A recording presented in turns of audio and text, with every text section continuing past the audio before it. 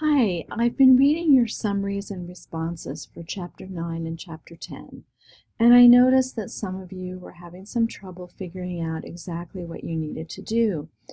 And I wanted to try to help you a little bit to review what a good summary and a good response is, and I wanted to see if I could help you understand a little bit more about what needs to be done for the midterm.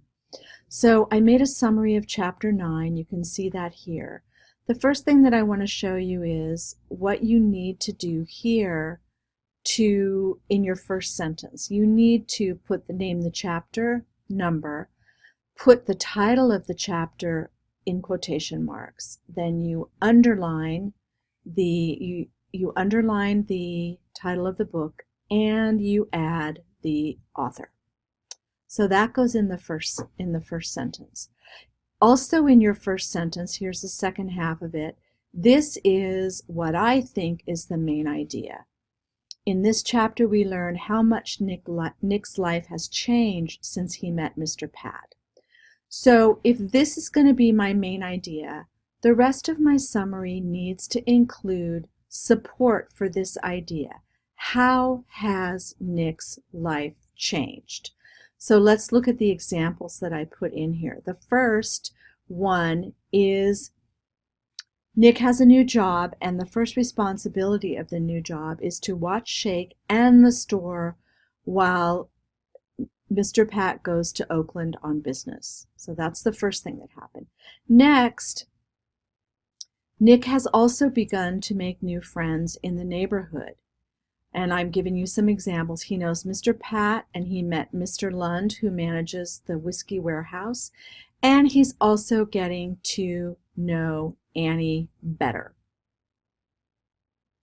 The new information, he learns that Annie takes care of her mother.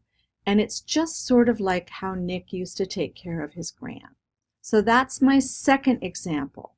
First example, new job. Second example, meeting new friends in the neighborhood. And here's another one. In addition, Nick has new clothes that Mr. Pat bought him, and he is no longer a hungry, dirty street kid.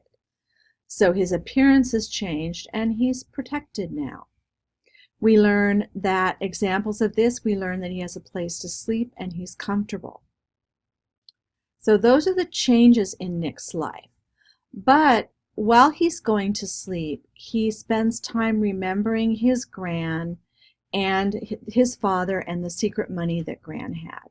So we know that he has not forgotten about his past, even though his new presence is pretty good. But we have to include what happens. So all of these wonderful new things that happen to him are threatened when the earthquake happens. So this is after the Shake runs away, and there's a lot of damage in Mr. Pat's store. When the chapter ends, it's not clear what will happen after the earthquake. So we have to wait and see.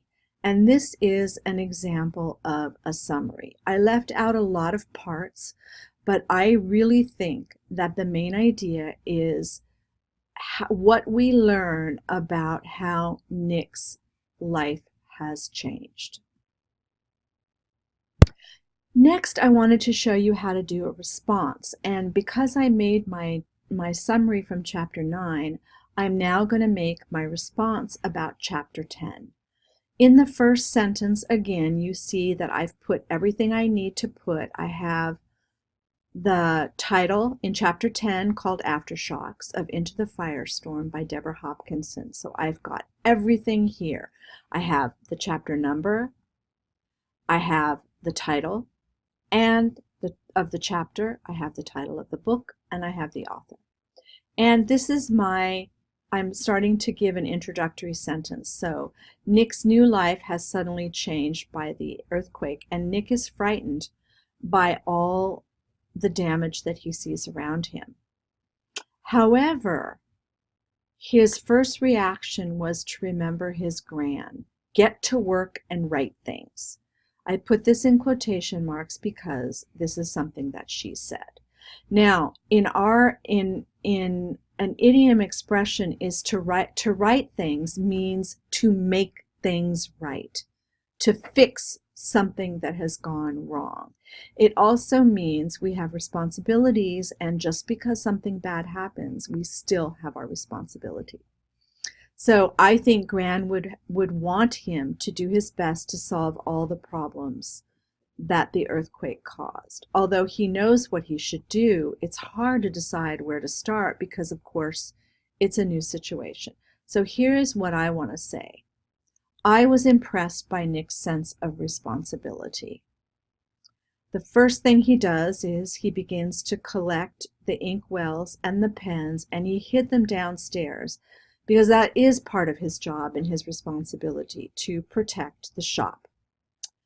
When he goes outside, he notices that people are walking around in shock, and he's glad he's not alone.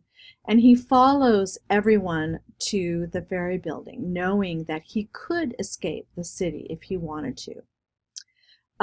While he's wandering around the city, there are aftershocks, and he sees a lot of frightened people. He's really tempted to escape, but he cannot forget his sense of responsibility. He has no choice but to go back and try to find Shake. This is my concluding sentence. It's interesting to see that this sense of responsibility in Nick is so strong that even when he is afraid or confused, he will not break his promises. And this is my response to how Nick is acting immediately after the earthquake. Also, please remember, he doesn't have a plan yet. This is just instantly after the earthquake. So we'll have to wait until the next chapter to find out what his plan is. So I want you to study these. You can listen to this, and then I'll certainly be there to help you in tutoring tomorrow.